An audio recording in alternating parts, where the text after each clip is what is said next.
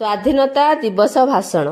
ସମ୍ମାନନୀୟ ସଭାପତି ମହୋଦୟ, ପୂଜ୍ୟ ଗୁରୁଜୀ ଓ ଗୁରୁମା ବୃନ୍ଦ ଏବଂ ମୋର ଛୋଟ ବଡ଼ ଭାଇ ଭଉଣୀମାନେ, ଆଜିର ଏହି ପବିତ୍ର ଦିବସରେ ମୋତେ କିଛି କହିବାର ସୁଯୋଗ ମିଳିଥିବାରୁ ମୁଁ ନିଜକୁ ଧନ୍ୟ ମନେ କରୁଛି।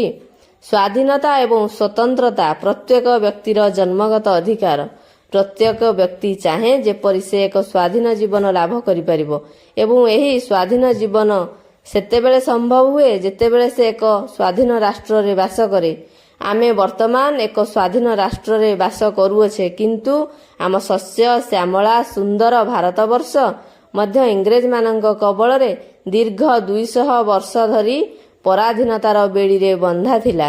ପରବର୍ତ୍ତୀ ସମୟରେ ଭାରତର ସଂଗ୍ରାମୀମାନେ ଇଂରେଜମାନଙ୍କ ବିରୋଧରେ ନିଜ ରାଷ୍ଟ୍ରକୁ ସ୍ୱାଧୀନ କରିବା ପାଇଁ ନିଜ ଆତ୍ମ ବଳିଦାନ କରି 1947 ମସିହା ଅଗଷ୍ଟ ମାସ 15 ତାରିଖରେ ଦେଶକୁ ସ୍ୱାଧୀନ କରିଥିଲେ। ସେମାନଙ୍କ ବୁନ୍ଦା ବୁନ୍ଦା ରକ୍ତ ବିନ୍ଦୁରେ ଆଜିର ଭାରତ ମାଟି ପବିତ୍ର ହୋଇଛି। ଏହି ସଂଗ୍ରାମ ମନେ ପକାଏ ଇତିହାସର ସେହି ଅବିସ୍ମରଣୀୟ ଗାଥା ସବୁ। ଶେଷରେ ତ୍ରିରଙ୍ଗା ପତାକା ତଳେ ଆମେ ସମସ୍ତେ ଭାରତୀୟ ଏକ ହୋଇ ଦେଶ ପାଇଁ ବଳିଦାନ କରିବାକୁ ଶପଥ ନେବା। ଜୟ ହିନ୍ଦ, ଜୟ ଭାରତ।